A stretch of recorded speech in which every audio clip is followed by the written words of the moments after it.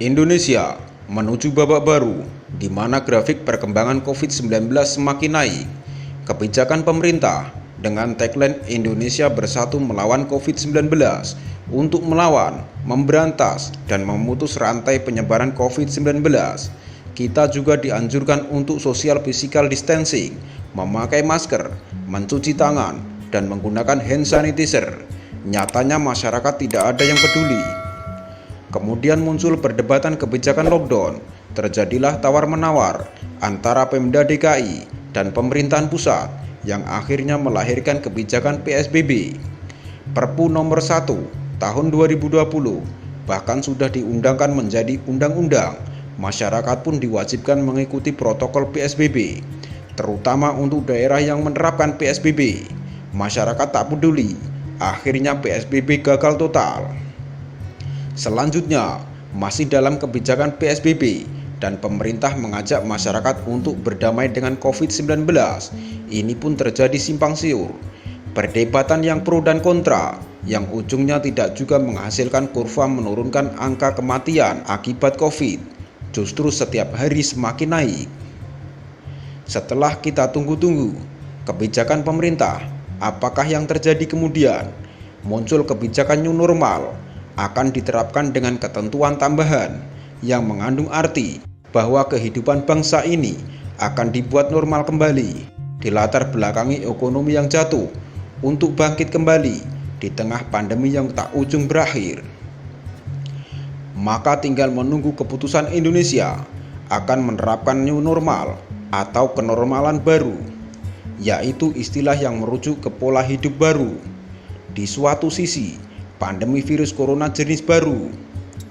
Pola hidup baru maksudnya masyarakat menerapkan protokol kesehatan berupa rajin cuci tangan dengan menggunakan sabun, selalu mengenakan masker, selalu menjaga jarak, hingga menghindari kerumunan supaya terhindar dari COVID-19. Penyakit pandemi yang diperkirakan WHO tidak akan bakal hilang dalam waktu dekat ini. Protokol itu ditandatangani langsung oleh Menkes Terawan Agus Putranto lewat surat edaran nomor HK.01-01-Menkes-335-2020 tentang pencegahan penularan virus corona di tempat kerja, sektor usaha, dan perdagangan dalam mendukung keberlangsungan usaha. Ada juga panduan bekerja di situasi new normal tertuang dalam keputusan Menteri Kesehatan nomor HK.01-Menkes-328-2020 tentang panduan pencegahan dan pengendalian COVID-19 di tempat kerja, perkantoran, dan industri dalam mendukung keberlangsungan usaha pada situasi pandemi. New normal diterapkan setelah tempat kerja, perkantoran diliburkan, bekerja dari rumah digalakkan, dan kampanye tetap di rumah, stay at home, digencarkan. Meski begitu, pemerintah menyatakan new normal bukan berarti merupakan pelonggaran pembatasan sosial berskala besar. Tujuan new normal adalah mendukung sektor usaha, namun sejumlah daerah menyatakan belum siap dengan new normal.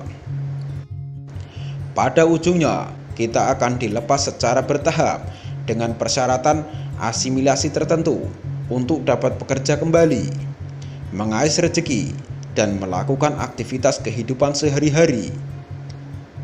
Kedepan, seperti keadaan normal, dinormal-normalkan dengan batasan kebijakan new normal.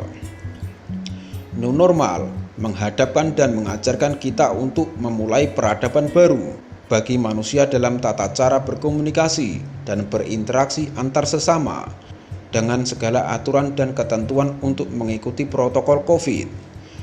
Dengan adanya perubahan-perubahan kebijakan yang membingungkan dan tidak menjamin kapan musnahnya COVID-19, sehingga muncullah ide new normal, seakan-akan pemerintah lepas tangan terhadap penanganan COVID-19 ini.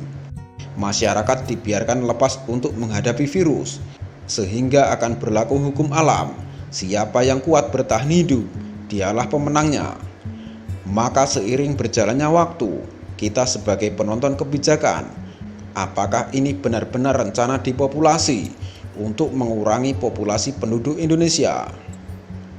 Untuk pekerja medis, tunggulah gelombang serangan pasien COVID-19. Maka yang terjadi, apakah kalian akan membatasi pasien atau menerima semua pasien, sedangkan kebijakan tidak mendukungmu untuk menghabisi virus ini?